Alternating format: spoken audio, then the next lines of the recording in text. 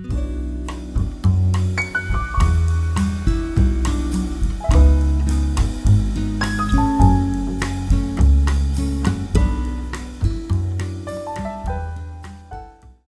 our continuing study and inquiry into Christian theology. Theology is something that was created by the church. I like to imagine it as a kind of tree that was planted in the first century by such people as the Apostle Paul and the Apostle John. And this tree has grown throughout the centuries, and there are many branches to the tree of theology. Its roots are biblical theology, and then there is the main trunk and body of the tree, which is what we would call dogmatic or systematic theology. And then from there we have another branch of theological study called historical theology. We are doing a study of dogmatic theology in this inquiry. We're studying the systematic teachings of the church, what the church believes about spirituality, about religion, about revelation, and about the scriptures. So we have been spending the last couple weeks talking about the deposit of wisdom and revelation that is given to us in the ancient Hebrew scriptures. Now we turn our attention to that other archive of Christian experience and revelation that we call the New Testament. Okay. So we're going to be looking at the Jesus movement tonight. Mm-hmm. So the New Testament, the Jesus movement. 1. The Jesus movement, the historical Jesus. Who is he and what happened? A. From the point of view of the historian, the documentary, the word is documentary, information we have concerning the historical person of Jesus is at best fragmentary. B. Outside of the 4 canonical Gospels and possibly the non-canonical Gospel of Thomas, we have very little information from contemporary writers in regard to the life of Jesus. The word is contemporary. Mm-hmm. C. The Gospels themselves were written nearly 40 years after the occurrence of the actual events they record. They tell us more about what the communities who produced them believed concerning Jesus than they do about the life of Jesus himself. May I say this at this point, and you probably have something to add, and that is the gospel narratives as we receive them are not biographies as we think of biographies. We think of biographies as having basic information like the date of birth and parents and siblings and all kinds of incidental information, like we want to know all these things. What was Joseph like? What did they have as their center of life as a family? All these things that we associate with ordinary human life, these are the things that are missing in the Gospels. Yes. Doesn't give us any of this biographical information. Yeah. So the reality is we do not know what Jesus looked like, and we know very little about his life as a person. That's very interesting that you said 40 years. I never knew that. Yeah. Well, I always wondered myself how immediately after Christ died that these things came out. Well, I'd like to That's like a whole generation. To comment on that 40 years. The earliest disciples after the resurrection and after the ascension into heaven believed that Jesus was going to come right back. In fact, they thought that he would come right back before they died. And that didn't happen. And so after some of the followers started, quote, falling asleep, because that's the phrase that they used, rather than after they died, but after they fell asleep, then it became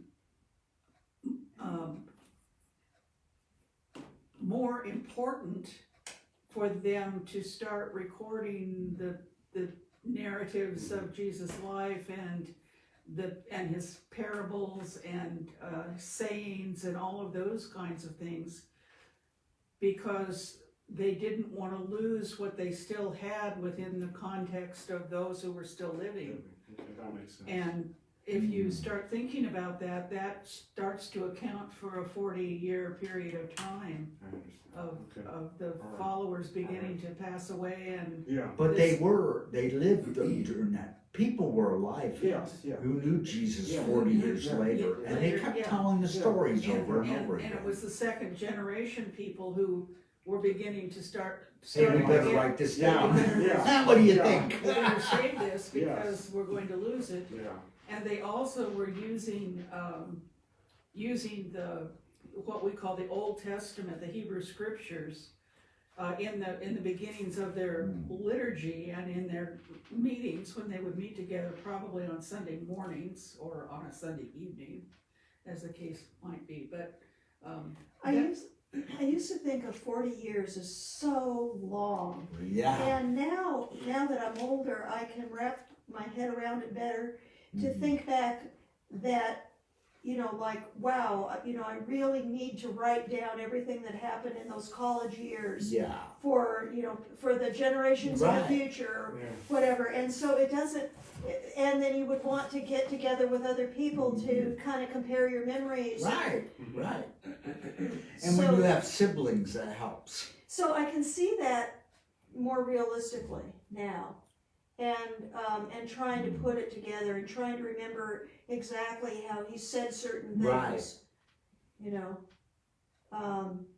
but it certainly, it did get written down when he was alive. Well, And saying all these things and and teaching all this memory's a stuff. funny thing, because when I think about the early years of my formation, back like in the 1970s, in that period of time, I can't remember much of what I thought or said in those years, but I certainly remember what I felt. Yeah. I have gotten a hold of old letters that confirm what was really going on, and I realized how off my memory really was. Yeah, isn't it funny how that wow, is? I forgot that. I don't remember it that way. Yeah.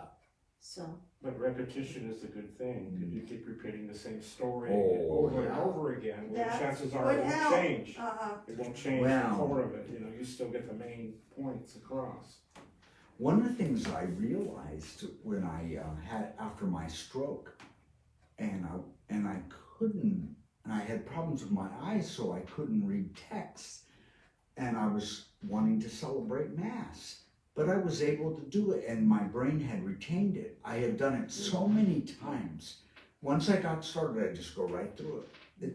It's amazing what we can do with the sheer repetition. Definitely, like our prayers, our daily prayers. Yeah, we just do it. It's amazing how we can. Yeah, So now I realize the idea of oral tradition makes sense to me. Right. And that really hit me when my son Matthew got up on Christmas Eve and did the gospel, the whole genealogy of Jesus he had memorized. Wow.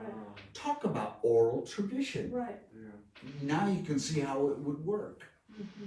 People in the past had memorized all this stuff. Wow, I'm getting I off the started it. beaten path. We're going back to our lesson. So they were smarter than most people give them credit for. Right. They remember a lot. Yeah. D.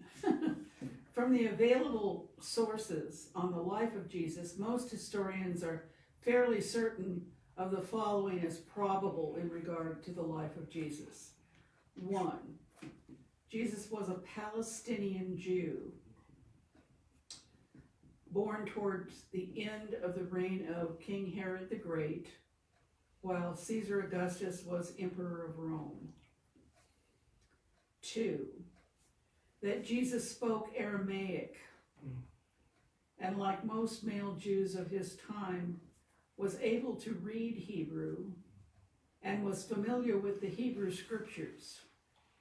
In fact, Jesus had extensive knowledge of the sacred writings of his religion and seems to have been familiar with the issues current in the rabbinical schools of his time.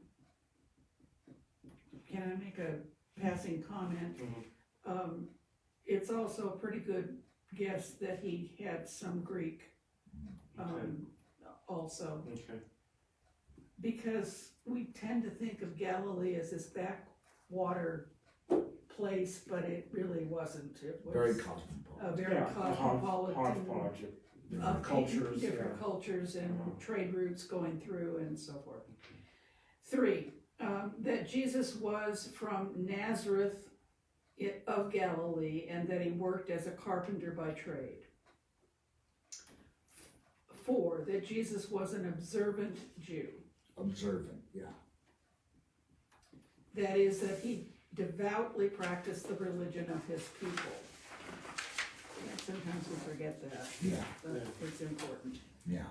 5, that he was associated with John the Baptist and was baptized by John. 6, that at his baptism, Jesus experienced a very profound spiritual encounter that marked the beginning of his ministry. Is that okay with everybody? What word is encounter? 7, that Jesus began his preaching activity in the villages of Galilee and especially in Capernaum. Most of his disciples were Galileans, of whom Peter seems to have been the most important. 8, that Jesus had a very charismatic and inspiring personality, almost goes without saying. Thousands were affected by his preaching. 9, that Jesus had the uncanny ability to heal. That is, he was a faith healer. 10, Jesus was an exorcist. It was, if you need me to repeat these words, I'll be happy to. It was believed by many that he had power over diabolic influences. 11, that he was deeply affected by the murder of John the Baptist. Affected,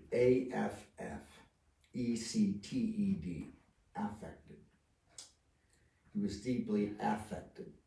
The impact of John's death upon Jesus seems to have resulted in Jesus speaking of his own impending death. 12, that his enormous popularity led to tremendous opposition from those in positions of political power, that is, the Sanhedrin, the Herodians, and finally the Romans. The Sanhedrin folk were the ones who ran the temple. Okay. The Herodians were the ones who were followers of Herod the Great. And then, of course, the Romans controlled the territory. I'm sorry, who, are these Gentiles or are these Jews? The Sanhedrin folk Jews. are Jews. Jews. The Are Herodians, Jewish. the Herodians are Gentiles. They Jews. were like a council or a senate of Jewishly elders. And they basically ran the temple. The Herodians were followers of Herod the Great. They were Jews. Oh, But they were collaborating. And they collaborated with Rome, actually. Yeah. And then the Romans, of course, were Gentiles. It's funny how most people blame the Romans for the death of Jesus, but his own people pretty much. Wow, it was, What is it that was a doing, you know? conspiracy. Right? Or wasn't it said that a prophet will never be believed in their own?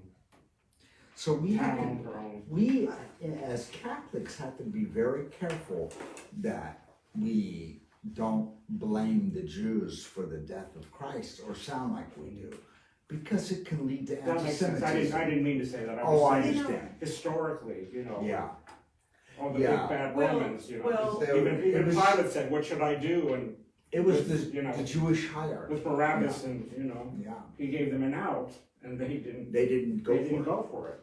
Well, I'm just noticing my ignorance about Herod.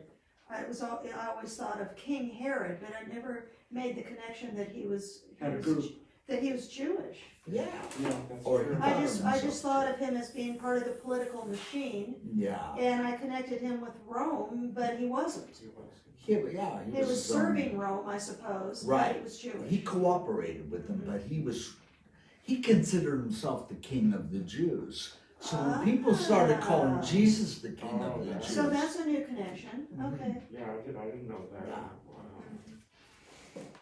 That kind of puts it together in a new way, huh? No wonder he was threatened. Yeah, of course he well, was. yeah. And then on top of it, he was paranoid and Yes, crazy exactly. and So- psychotic, you know. Yeah. He killed 2 of his sons, and I think he even executed his own mother. Oh, Oh, he went mad.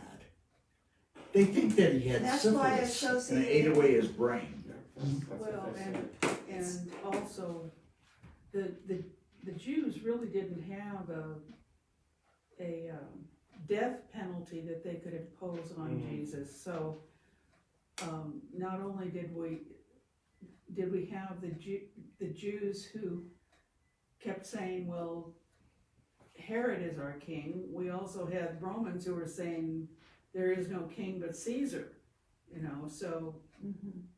you're caught both ways.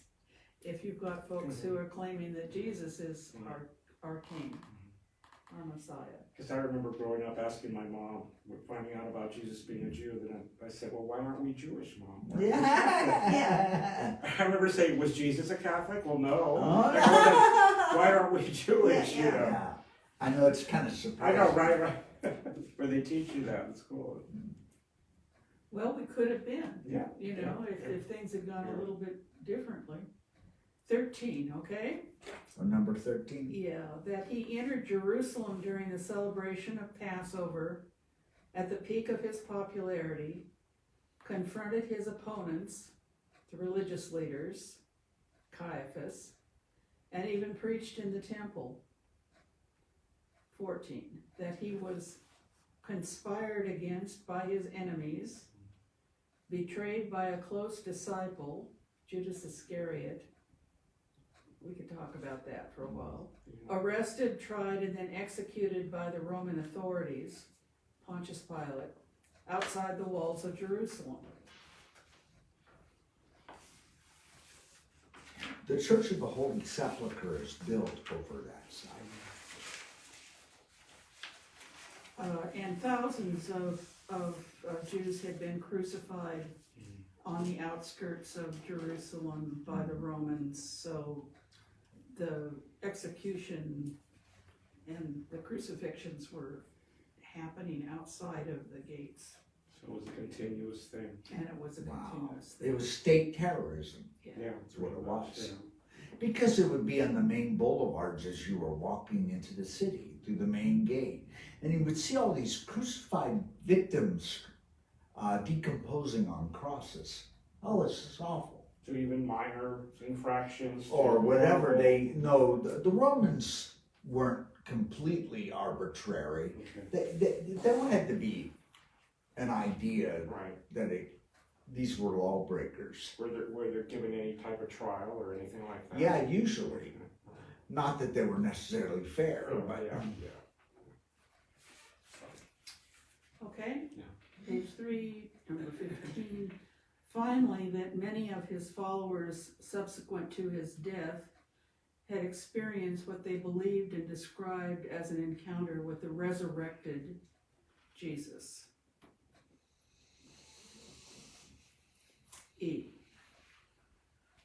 What kind of man was Jesus? Number 1. Jesus was a man of the Spirit, a mediator of the sacred. He possessed exceptional awareness of the reality of the presence of God. In this aspect, he was in the tradition of the Nevi'im. The Nevi'im. So that double vowel there, you pronounce both of them, Nevi'im.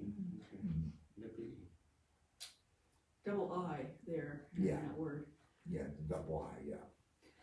Number 2, Jesus was a teacher of wisdom, using the forms of wisdom literature, parables, and memorable sayings known as aphorisms.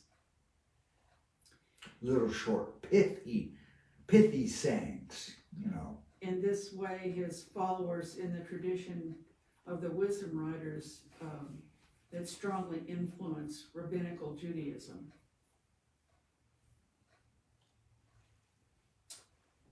Three, Jesus was a social prophet who spoke out against injustice and social corruption.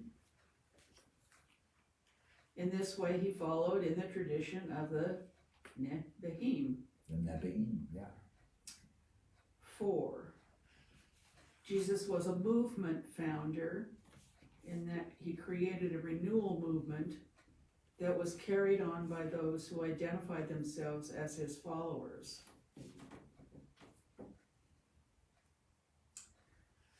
5, Jesus was an apocalyptic prophet. Apocalyptic prophet, yeah. Apocalyptic, apocalyptic prophet, whose message was essentially eschatological in nature, and that he saw himself as the Son of Man of the book of Daniel, the messianic agent who would usher in the new age which was imminent.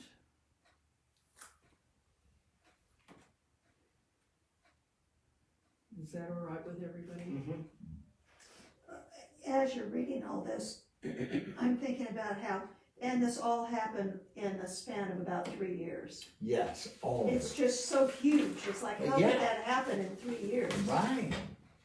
And it would affect all of subsequent history. Yeah. It's quite extraordinary. Yeah, we haven't even finished, and I've already learned so much more about Jesus than I have in my whole In your whole life. religious teaching. Yeah.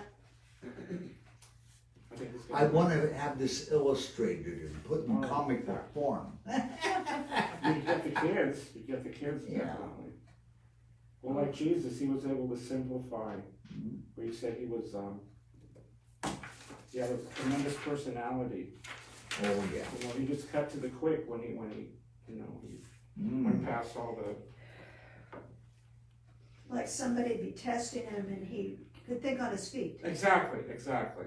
Oh, my gosh. He Yeah. could It was go a brilliant beyond the moment. tradition So he and was stuff. smart. Yes, he was really smart. Right. Succinct. Let to the him who point. is without sin cast Yeah. the first stone. That's right. Succinct What to a the point. genius. Exactly. And that's why I think people fell in love with him, because they understood what he said. Yeah. He was so direct. Yeah, give to Caesar the things that That's are right. Caesar's. Render under Caesar, you know, Yeah, all that. all of Yeah. that. All that. And everybody understood, okay, And it was original thinking. yeah. Oh, it was, People hadn't heard this Yeah, before. definitely, Yeah. definitely. yeah, you're right. Because like you said, everybody was thinking, oh, he's gonna condemn Rome, and he said, no, render under Caesar. Very, under what they Caesar. call it, avant-garde? Yeah, that's another new one. That's my epiphany for the night, I think. Yeah. How sharp he was, you know, like, Yeah. man, he was smart. Roman numeral 2, the Jesus movement, the followers of Jesus, the apostles, and the early church. A, the religious movement begun by Jesus of Nazareth did not end with his death, but rather emerged in Jerusalem with even greater vitality under the leadership of his closest disciples, who came to be called the apostles. The apostles. B, many of the followers of Jesus had experienced very profound encounters with the resurrected Jesus shortly after his death. The phenomenon of the resurrection appearances of Jesus Resurrection appearances. becomes the single most important fact in the thinking of the apostles and the followers of Jesus. And that seems to be like a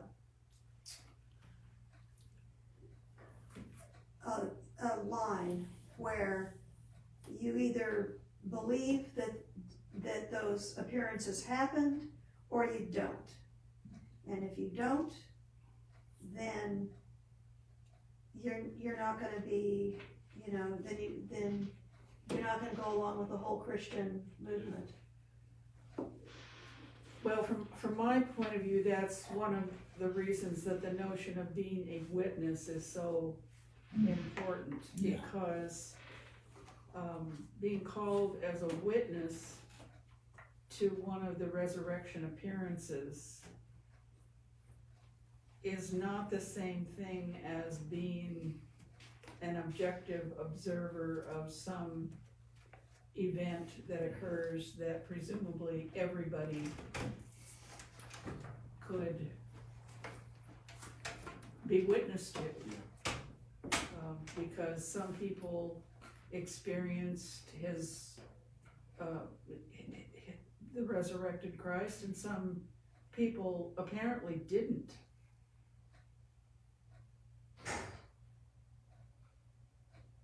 But then again, it's a matter of faith, right?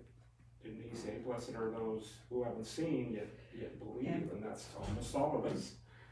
Well, clearly the whoever recorded that had come to the conclusion that that was extremely important. Doubting Thomas, that's in the story of Doubting Thomas.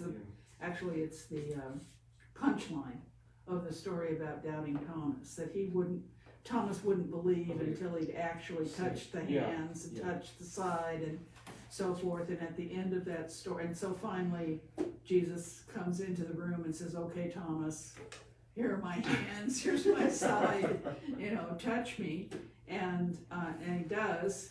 And then the writer says, blessed are those who have not seen and yet believe. And what that suggests to me is that we're already talking to second generation Christians, to the ones that were not present during these events.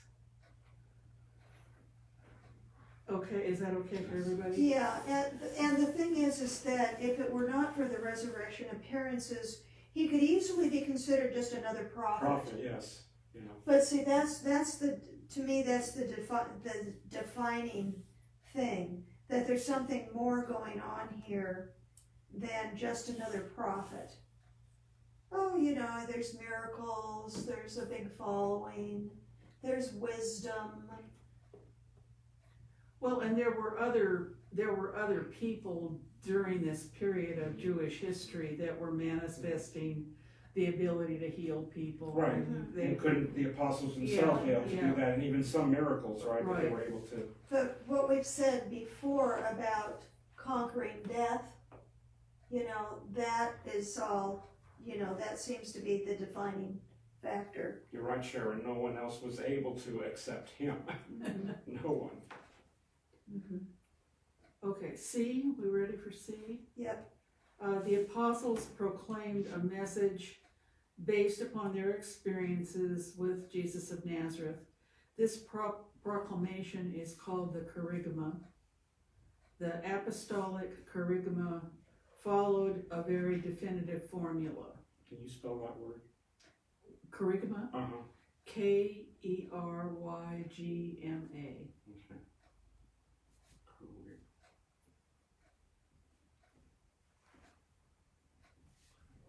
It's like the basic message. And here we go. Number one, that Jesus of Nazareth was the Messiah promised by God through the ancient prophets. Now, the word Messiah means an anointed one. That Jesus was of the lineage of David, and that he was the one that God anointed as God had promised he would do, as the new king, the king of the Jews. Is that all right for everybody? So the idea of the anointed one, which is captured in the word Messiah, is a royal title. So Messiah would almost would be the same as calling him King Jesus. It's a title. A lot of times and it's translated from the Hebraic word Messiah to the Greek word Christos, where we get the word Christ. And a lot of times we speak of Jesus Christ as if Christ was a surname or his last name. But it's not a family name, it's a title. Right. Well, and it makes sense to say that Jesus was talking about a kingdom, and he was the king of Right. the kingdom, the anointed one. And then Bishop Peter and I, at one point during a prior inquiry, had a conversation about when was Jesus anointed? When did someone actually anoint him? If to be a Messiah is to be an anointed one. Yeah, when did that happen to him? When did When was that he happen? anointed? And Bishop Peter said that in his recollection at that time, he didn't think that there had been a special anointing. And I said, wait a minute. This woman I remember. with this costly perfume In the alabaster jar. in the alabaster jar comes up and anoints his head with oil Right, on the eve of his death. on the eve of his death. Not powerful. Yeah. So he was anointed. But by a destitute woman. See how much power they had back then? Right. They weren't recognized. Okay. Yeah. Number 2, that Jesus performed saving acts, miracles, healings, and exorcisms in fulfillment of his messianic mission. 3, that Jesus was put to death for our sins. And down through history, that gets all kinds of theological Yeah. interpretations. If I were to rewrite this, I would have changed the word, the preposition for, to because of our sins. Our sinfulness caused his death. But it gets away from that substitutionary idea. Okay, number 4, is that all right with everybody? That Jesus was raised from the dead and exalted by God Exalted is the Father, and now is seated at God's right hand in heaven. And I think we need to add a word in here because of theological considerations, and that is we need to say that Jesus was bodily raised from the dead and exalted by God the Father and is now seated at God's right hand in heaven. I think that's the physical That's what- resurrection. what- orthodoxy would say. Mhm. And the reason that I think that needs to be added in is because the Gnostics came to the conclusion that Jesus was spiritually resurrected, but not physically or bodily resurrected. The Gnostics believed that the Christ, the Messiah, exited the physical body that he had at the time of the resurrection. This is why he couldn't actually have suffered on the cross, was because Jesus he spiritually exits the physical body and hovers above the cross and laughs at the disciples That idea that she's describing was rejected. it's rejected, but that he Yeah. laughed at the disciples who think he's suffering on the cross because he couldn't suffer because he's a spiritual being and not really physical. How do we know that they were thinking this? They Is wrote it there, down. is this another, Mhm. was this another, document that was not accepted in the New Testament? Well, yeah, Yeah. yes, Okay. we have other gospels. But we know they could be dated only as far Or back as in the second century. Mm. So they're But late, that's what they were, that was their belief that had Yeah. been carried on till that time, right, and then it was written down. right, that's right. Yeah, and we, as we both said more than once, in the early part of the development of Christianity, there wasn't just one version of Christianity, there were Christianities, because there were competing theological visions of what was Similar to what we have today was with going on. different, So the Gnostics would have, tell me if I'm right, would they have believed that when he showed up after the crucifixion, that he was in some ethereal body and not his own physical right, body? right. And that's not necessarily the belief of all Gnostics, but it was a Gnostic belief. but what gives it the real emphasis, the grit, I'll say the grit, Mm. is that he actually showed up in a physical body. Hmm. And that's what's so different. That's right, And that's what is so crossing over from spiritual to the right, material world, that his body was actually part of the material world. right. Yeah. And it was redeemed or divinized. See, that's what I love about Catholicism that I never got from any other religion, is, with all of our sacraments, it's like crossing over from the material to the spiritual. That's right. Now, this I didn't really, it never really sank in Wow. that he had a physical body when he shows up. Mhm. So he Well- was crossing over from one existence Right, to another. Well, and what you could also tie in here is that the gospels that make it into the canon are the gospels that have stories about a physical resurrection. That Thomas actually had to touch him, Yeah, that the people on That's the right. road to Emmaus and had in Luke's started, gospel, he ate a piece of fish. And that the Oh, road to To demonstrate that he was they eat corporal, they eat corporeal. each other. They Yeah, just, corporeal, he touched a corporeal body, Yeah. not in the spiritual Not a sense, spirit. but physically, Yeah. right there. He was physical. That's So it. whatever resurrection is, it's more than just the spirit coming back. So it's more than the immortality of the soul. yeah, it's more unimaginable. Yeah, it's beyond, it's the total person, soul, body, and spirit that is caught up in this. Well, and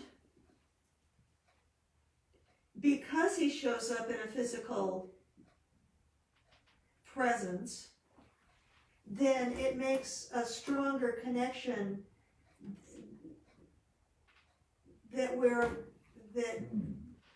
included in all this. Yes, right, That yeah, we're a part of all this. right, Because our experience of ourselves is a physical thing. right. We're both physical and spiritual simultaneously, yeah. And as a human, he suffered as we would have suffered if we'd have gone through the same thing. If we'd have had a crown of thorns put over our head and whipped and. that he really suffered. Suffered, See, yes. and the Gnostics Yeah. are basically saying, no. No. They He deny was, it, he was hovering. Yeah. right. Well, not while he was paraded through the city, being beaten Hmm. and he was human then. He truly suffered, is what Yeah. we affirm. Well, I'm glad that was thrown out. Are we at Yes. 5 now? Yes. That Jesus will come again soon. That was called the Parousia. They thought he was going to be Mm. coming right back. Then then that point of view gets changed over time. 6, that everyone who hears and believes this message is to repent, be baptized, and become part of the way. The first Christians called themselves They called him the way. the way. And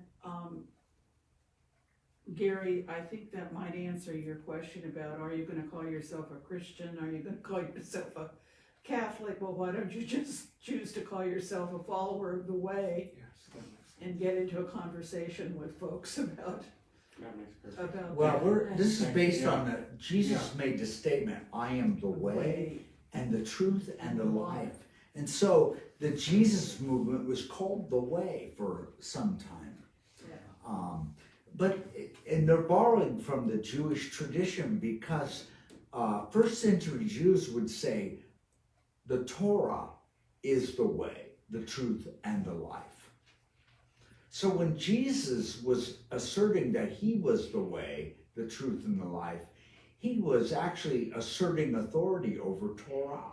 This was outrageous what he was saying. Mhm. Yep. Shocking. Okay? Mhm. D, the Jesus movement continues to grow in Jerusalem and then in Galilee under the leadership of the apostles.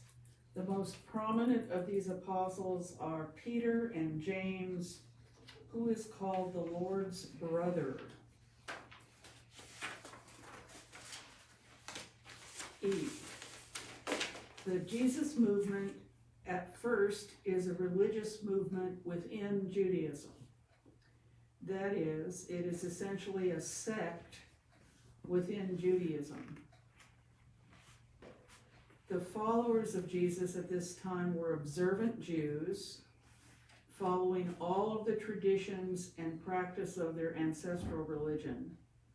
The only distinctive feature of the Jesus movement was their belief that Jesus of Nazareth was the Messiah.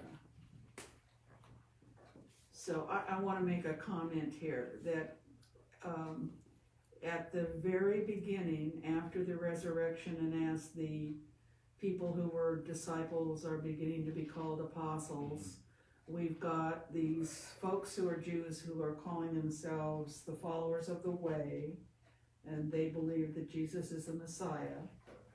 And this is before 70. Okay, so we've got about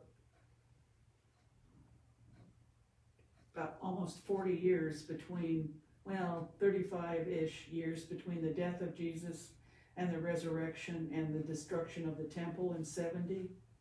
So approximately 35 years or so. So during that period of time, we've got these followers of the way. They're Jewish, but they're Jewish Christians. And then we've still got the Herodians on board. And we've got the Sadducees, those are the ones that are affiliated with the temple.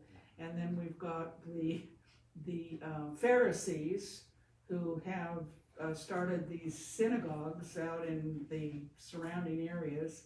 And the Essenes, these are the folks that gave up on the other forms of Judaism and had gone out to the desert. They withdrew from society. They withdrew from society and then known as the Essenes. And they were the people that hid the Dead Sea Scrolls that were discovered about 1947 or so, 46, 47. How big was this population, do you think? How many people are we talking about? That lived there? I don't know. I think they have estimates. But we're not talking about the size that we think of today. Yeah. Yeah, for all these different groups, is that what Yeah, I'm just thinking, it probably was a pretty small population Maybe compared in to the- the way we think of Right, all of humanity, you right. know? They would probably had hundreds of thousands of people, but not millions, Yeah. I would think. Yeah. Okay, so I'm back in the middle of this sentence. Mhm. The followers of Jesus at this time were observant Jews, following all of the traditions and practices of their ancestral religion. The only distinctive feature of the Jesus movement was their belief that Jesus of Nazareth was the Messiah. Okay, F. The majority of the followers of the way were Palestinian Jews. Like Jesus and the apostles, they spoke Aramaic and lived in Palestine. A Palestinian Jew was an Aramaic-speaking Jew. And they were the Jews of the ancestral land. As in contrast to Jews who were speaking the Greek language. The next most significant development in the Jesus movement occurred when Hellenistic Jews, those are the Greek-speaking ones, Greek-speaking Jews of the diaspora, do you want me to explain the diaspora before I go on with this? Yeah, that might help. In 586, the temple in Jerusalem was burned to the ground. Jerusalem was burned to the ground. By the And Babylonians. the Babylonians took a lot of them into captivity in Babylon. Not everybody, because the ones that didn't have any skills that were useful to them stayed, but anybody that was educated, had skills, off to Babylon. And within about 70 to 90 years, they were allowed to return. But not everybody returned. And so Jews spread out all over the Mediterranean world, and that is known as the diaspora. So there were Jews who stayed in Babylon, and Jews that went to Antioch, and Jews that went to Rome, and Jews that went to Alexandria, Egypt. And Spain. And Jews that went to Spain. And some even say as far away as the British Isles. Right, and they spread out. And once they spread out, like other immigrant peoples, by the time the next generation is born, instead of learning Hebrew as their first language, they were learning the language of the population that they had, were in at that time, and that was Greek. And so they're known as Hellenistic Jews. But it's a linguistic identification. Hellenistic, because the word Hellenistic means Greek. The Greek word for Greece is Hellas. And a Greek is called a Hellene. And I also should probably throw in here that it became such an issue for these Hellenistic Jews in the diaspora that they eventually had to translate their own Hebrew scriptures into Greek because they no longer spoke Hebrew, they were speaking the Greek language. Right. And that document is known as the Septuagint. And the early followers of the way were using the Septuagint version of the Hebrew scriptures rather than the Hebrew Well said. Yeah, version of the scriptures. Okay, so the Hellenistic Jews, the Greek-speaking Jews of the diaspora began to become followers of the way. They're still they're still Jews, but now we're talking about the Greek-speaking ones as opposed to the Aramaic-speaking ones.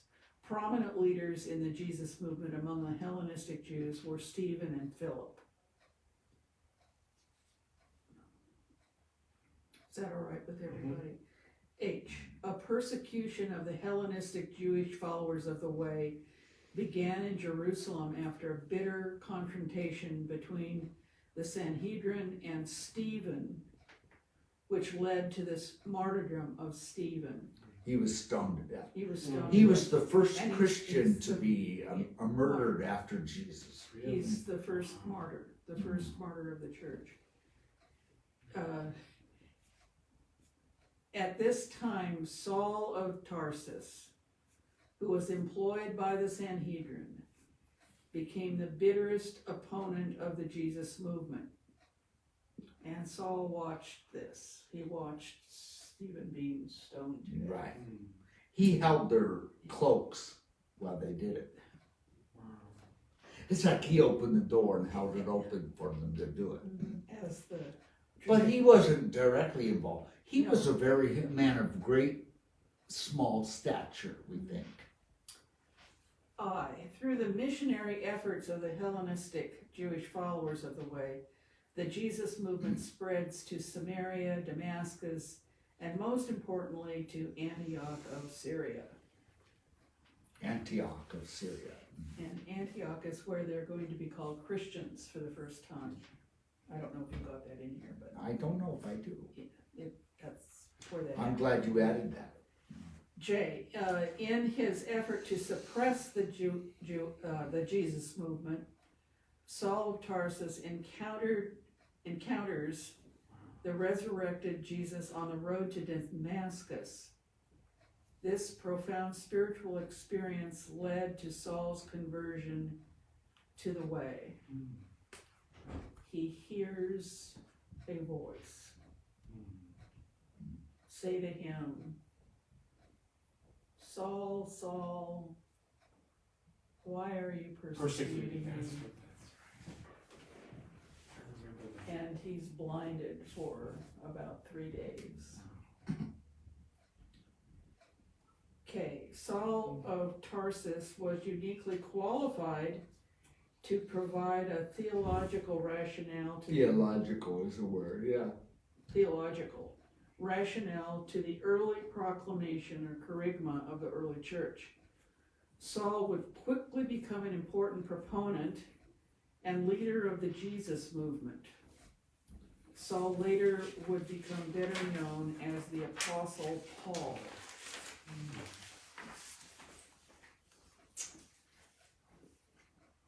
L.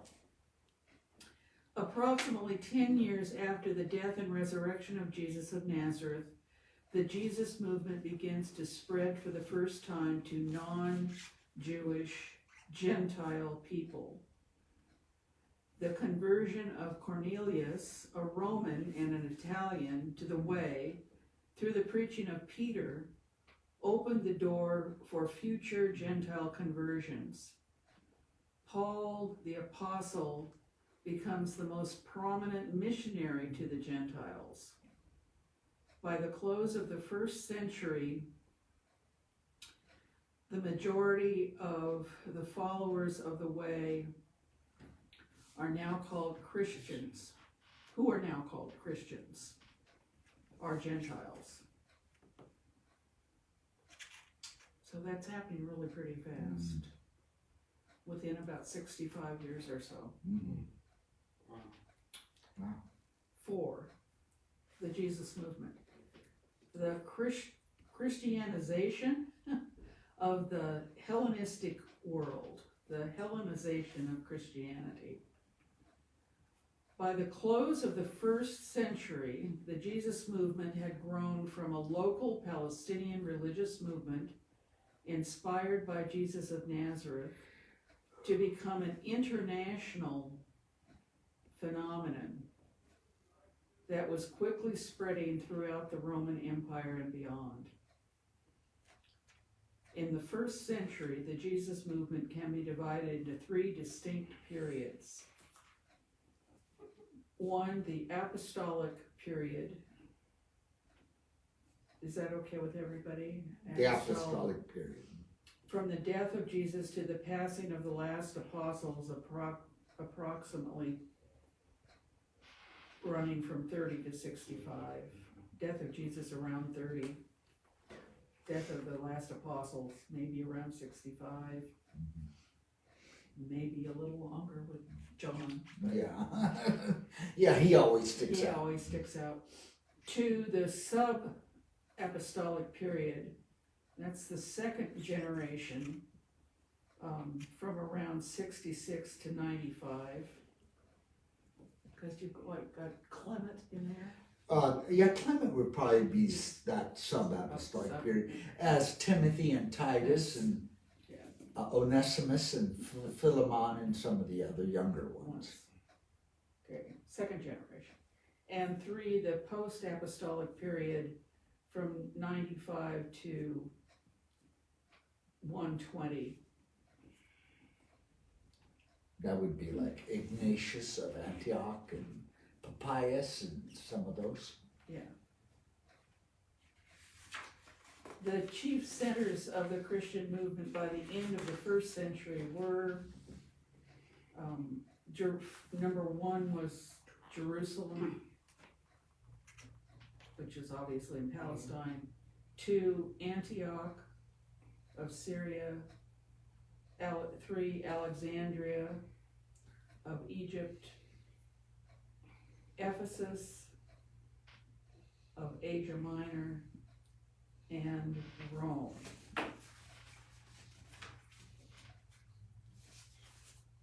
Didn't Alexandria at that time have the largest library?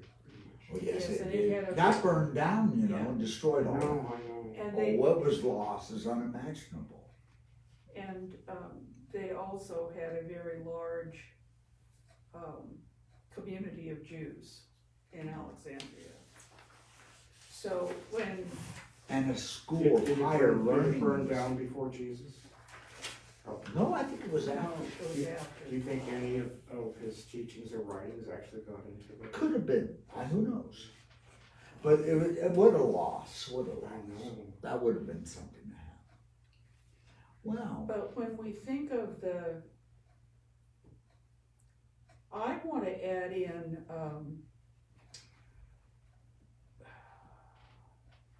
what was it called? Byzantium or Constantinople Mm-hmm. as one of the Centers. centers that becomes important. Yeah. So we've got Rome and Jerusalem and Alexandria, Egypt,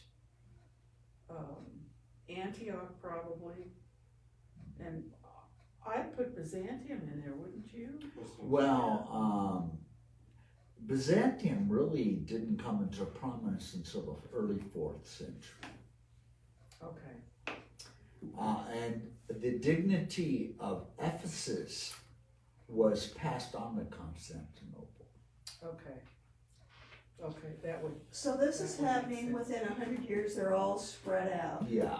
But how big was it, you know, Oh, like, they have some ideas, but I don't know offhand. I mean, there's other religions going on in all Oh, of these yes. areas. The religions were abundance of religion in at this period. But this is a very different, there's a real contrast. Yeah, this is right. Christianity was something new. No one had ever seen it before, and it was spreading quickly.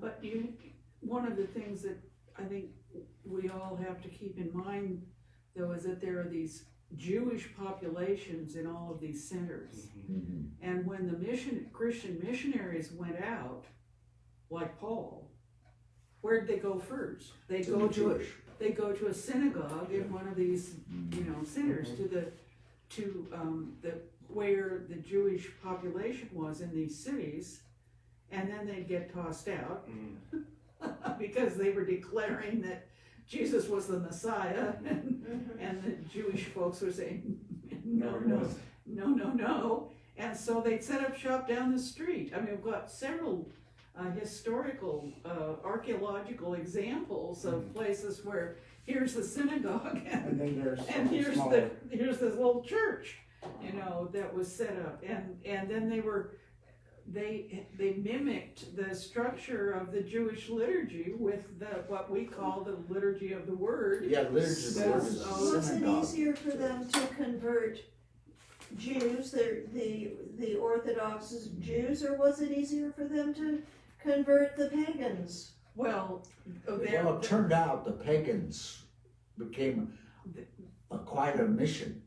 and the reason is that there were people who were pagan who the scholars call God-fearers, who were very attracted to Judaism and would go to the synagogues and sort of stay on the outside, and they listen to the scriptures and they listen to the sermons that were being given and everything. They were privy to all of that and they were very, very attracted to it. But the men did not want to have to go through the rite of circumcision in order to become Jewish. And there was a big, that was obviously, given that they would do athletics in the nude and so forth, that, there were Exactly, good yeah. reasons to resist Exactly. full conversion into Judaism, but they were very familiar with the ethical ideas in the family, what we today would call family values, and the monotheistic ideas within Judaism, but they wouldn't do a full conversion. So you can imagine what a big deal it was when Paul goes back to Jerusalem and argues in favor of, if you're a Gentile, you do not need to go through You can just be baptized, that's it. the full Jewish rite. Yeah. You don't have to be Jewish before you can become a Christian. You don't have to undergo circumcision before you can be baptized. You can simply be baptized. Major big deal. Yes, And yes, from my point of view, probably the major reason why Christianity becomes a major religion of the world instead of a sect within Judaism. Yeah. Right. So the idea is that they could be saved and they don't have to go through circumcision. Yeah.